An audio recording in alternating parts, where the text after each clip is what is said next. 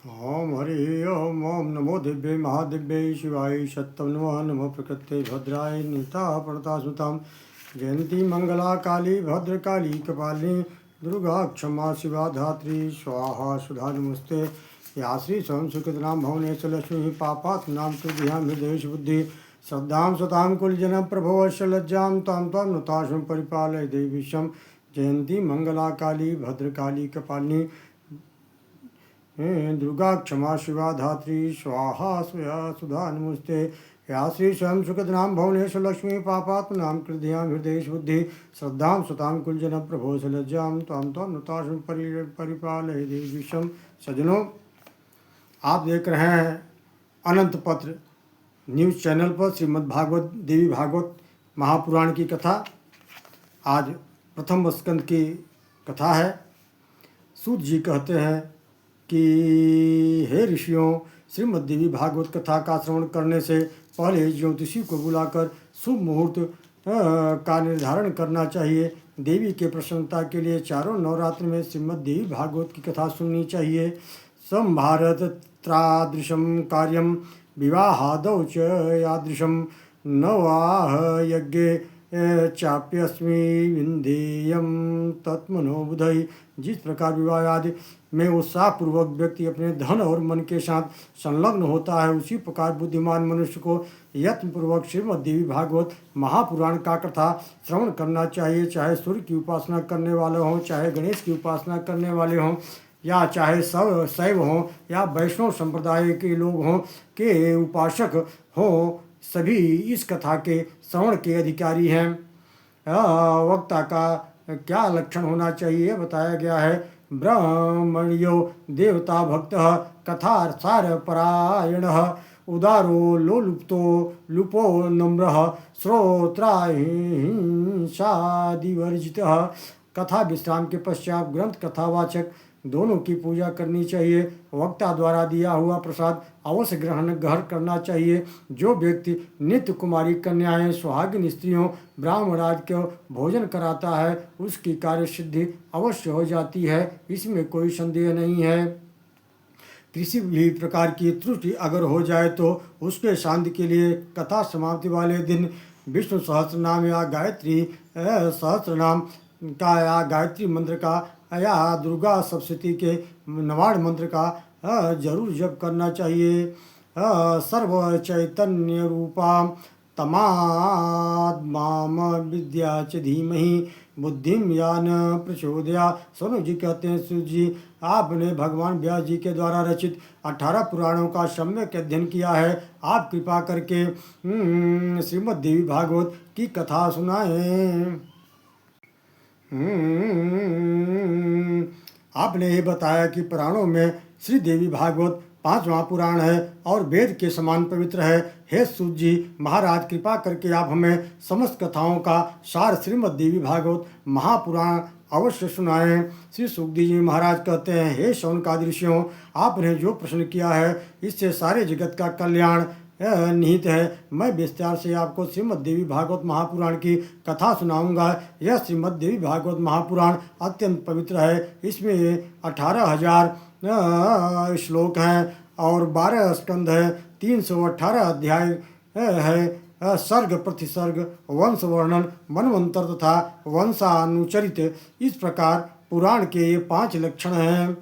उसमें प्रथम स्कंद के में 20 अध्याय, द्वितीय में स्कंद में 12 और तृतीय स्कंद में 30 और चतुर्थ स्कंद में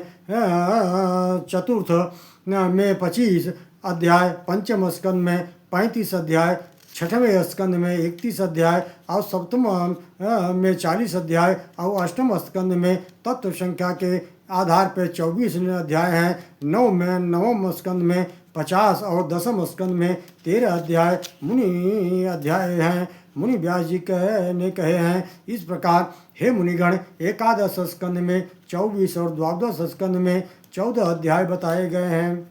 श्री सूत जी कहते हैं, हे शौनकादि ऋषियों, आपको समस्त पुराणों के नाम और उनके श्लोकों की संख्या बता रहा हूँ।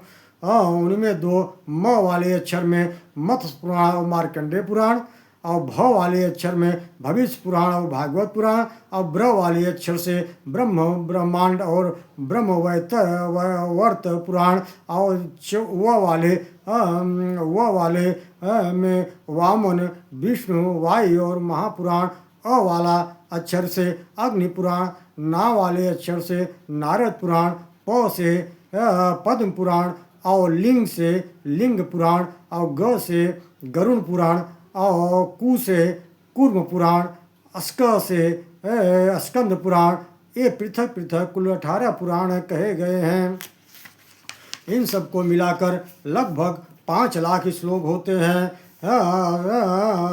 श्री भगवान वेद व्यास जी नारद व्यास जी के भगवती की महिमा का वर्णन किया गया है। इसमें कहा गया है कि भगवान वेद व्यास जी एक दिन अपने सम्याप्राश आश्रम पर बैठे थे। वहाँ उन्होंने एक गौरैया पक्षी को घोंसला देखा जिसमें एक नवजात बच्चा बैठा था। चिड़िया आती थी, अपने चोंच से उसको कुछ दाना खिला करके और पंख फैलाकर उसे गले लगाकर फिर उड़ जाती थी। यह दृश्य देखकर के भगवान वेद व्यास जी के मन में भावनाएं हिलोर लेने लगी और उनके मन में भी पुत्र प्राप्त करने की इच्छा प्रबल हो गई। संतान प्राप्ति के लिए व्यास जी तपस्या करने मेरु पर्वत पर गए। वहाँ पर विचार कर रहे थे कि मैं किस प्रकार आराधना करूं, मुझे पुत्र प्राप्ति हो। इतने में बीणा बजाते हुए संकीर्तन करते हुए श्री देवर्षि नारद जी महाराज का वहाँ आगमन होता है। श्री नारद जी को देखकर भगवान वेद व्यास प्रश्न करते हैं, हे नारद जी, आप कृपा करके हमें बताएं कि पुत्र प्राप्ति के लिए किस तपस्या कैसी तपस्या की जाए और कौन देव सर्वश्रेष्ठ है। नारद जी कहते हैं, व्यास जी, यही प्रश्न एक बार मेरे पिता ब्रह्मा जी ने भगवान नारायण से किया था। तब उन्होंने जो उत्तर दिया था वह उत्तर मैं आपको सुनाता हूँ। एक बार ब्रह्मा जी भगवान श्री हरि के दर्शन करने गए। वहाँ जाकर उन्होंने देखा कि भगवान श्री हरि नारायण समाधिस्थ हैं। ब्रह्मा जी ने प्रश्न किया, ये सारे जगत के कारण हैं, फिर आप किसका ध्यान करते हैं। भगवान श्री हरि नारायण कहते हैं, ब्रह्मा जी, मैं शक्ति का ध्यान करता हूँ। उन्हीं शक्ति देवी के कारण मुझे पालन करने में आपको सृजन करने की और शंकर भगवान को संहार करने की शक्ति मिलती है। उन्हीं आदि शक्ति भगवती जी का मैं ध्यान करता हूँ। उन्हीं भगवती की कृपा से मैंने पूर्व में मधु एवं कैटभ नामक दैत्यों का संहार किया था और कालांतर में मैंने हयग्रीव अवतार भी ग्रहण किया था। इसलिए आपको भी भगवती की आराधना करनी चाहिए। इस प्रकार से नारद जी व्यास जी से कहते हैं, हे व्यास जी, आपको पुत्र प्राप्ति के लिए केवल भगवती के चरणों का ही आश्रय लेना चाहिए। असंशयम हृदम भोजे भज देवी पदाम्बुजम सर्वदास्यति सा देवी यदृष्टम भवेत्तवम। इस प्रकार के वचन श्री नारद जी के मुख से सुनकर व्यास जी प्रसन्न हो गए। भगवान